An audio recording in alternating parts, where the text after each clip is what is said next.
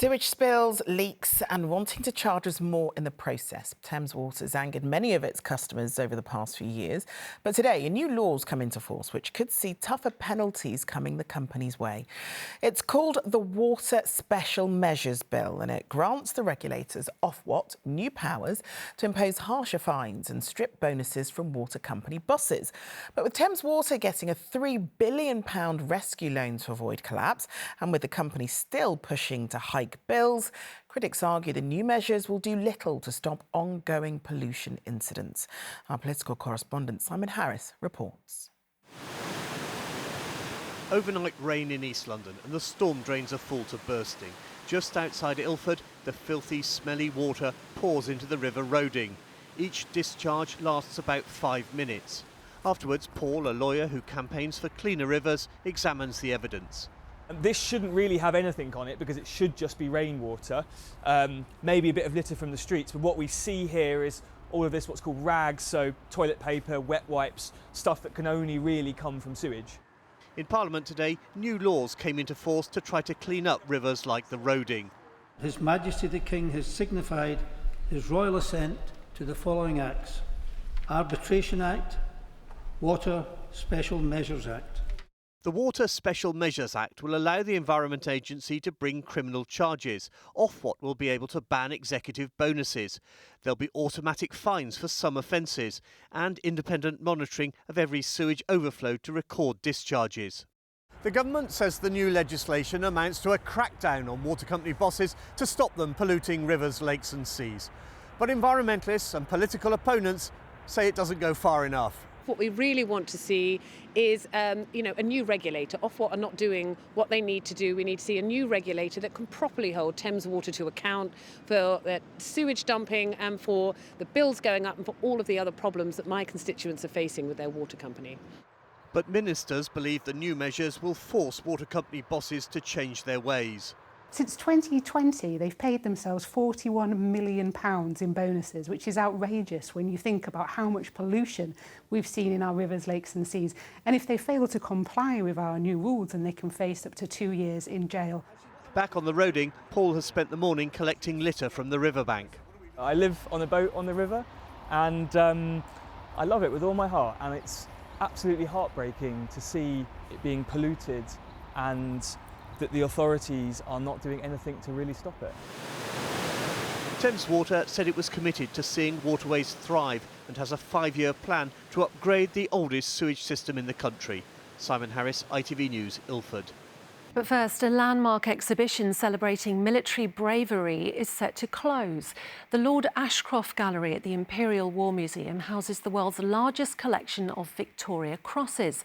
The museum says they've made the decision so they can tell the stories of more recent conflicts.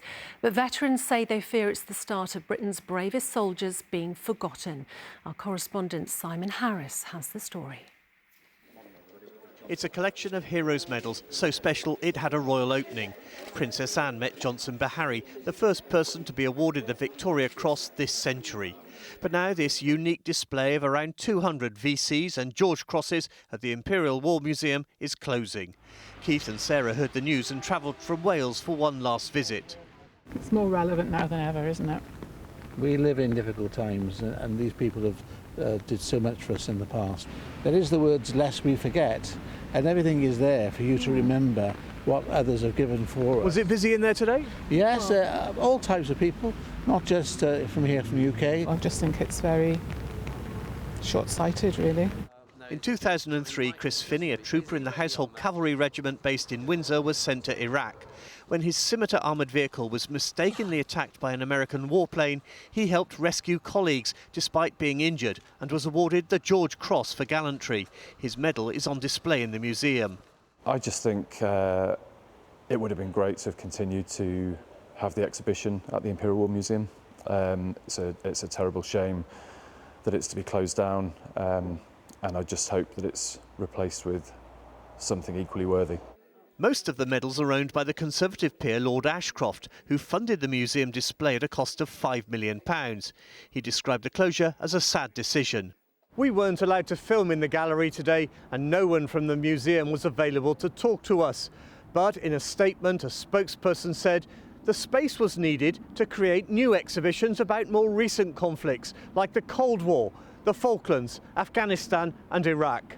To prepare for the development of these new spaces, the Lord Ashcroft Gallery at IWM London will close permanently from 1st of June 2025, the statement added. I think it is sad because we use that exhibition space as a place where we can tell the stories to future generations. And you see grandparents going around with grandchildren telling stories of events that they've lived through and bringing it live through the awards and through the stories that they tell to kids. There are parts of the museum building which are hired out for events, like this empty space called the Roof Terrace. But the museum said it wasn't suitable for exhibitions. Simon Harris, ITV News, Southwark. Now, it wasn't a yes, but it wasn't a no either. The government appeared to give the Gatwick expansion a sort of amber light today. The Transport Secretary, Heidi Alexander, said she was minded to approve a second runway at the South London Airport, but only if a series of conditions are met. Those include noise mitigation and guarantees that a certain proportion of passengers travelling to and from the airport on public transport. Our political correspondent Simon Harris reports. London's second airport has long had ambitions to join the big boys, but it's been held back by its single runway. Today, the government indicated it was ready to give the green light to a second runway, but only if certain conditions are met. Number one demand is that half of all passengers must travel to and from the airport by public transport, and Gatwick's neighbours will be entitled to noise compensation paid for by the airport. In the picturesque Surrey village of Charlwood, people are used to living with the airport next door. In the village cafe, they were digesting the news. We have terrible problems with parking around here. We have illegal Gatwick parking. We have rat runs. It's not sustainable. We're a very, very old village. We live in a rural community where 65% of our homes are listed. They're medieval homes. You can't insulate medieval homes. They're wattle and daub built houses. Gatwick's plan involves moving a little used emergency runway, so it's 12 metres further away from the main one. It'll mainly be for short-haul flights, but the demand for passengers to use public transport could be a problem. We don't control how many passengers get to and from the airport by public transport. The prime means of getting to and from the airport obviously is by the railway. We don't set the timetables, we don't decide how many carriages each train has, we don't decide what the price of the tickets are. Most of the passengers we spoke to today came by car. We are flying to Seville and I've travelled from in a car up from Gloucestershire. My son gave me a lift this morning in because the Gatwick train, it has engineering works on the line. We're going to Barcelona and we got to the airport by car. How did you get to the airport today? I had a friend give us a lift. I got to the airport by train. 22 years ago today, ITV News met Peter Barclay to hear his fears for the future of Charlwood. It's trapped between two runways, and the ancillary buildings and manoeuvring areas encroach right onto the village boundaries, and nobody would want to live in that environment. 2 decades on, he's still campaigning against the growth of Gatwick. Do you think the runway will go ahead?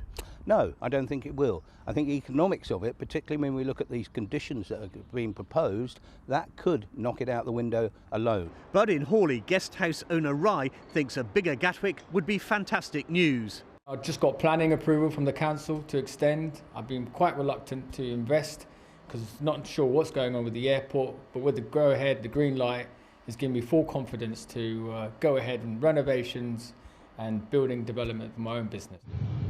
The Transport Secretary is expected to make a final decision on the second runway before the end of October. And Simon's at the airport for us now. So Simon, not quite the news that Gatwick wanted today. Certainly not what the airport was hoping to hear, and I think the shareholders are going to have to give an awful lot of thought to those conditions before they decide to commit to spending £2.2 billion.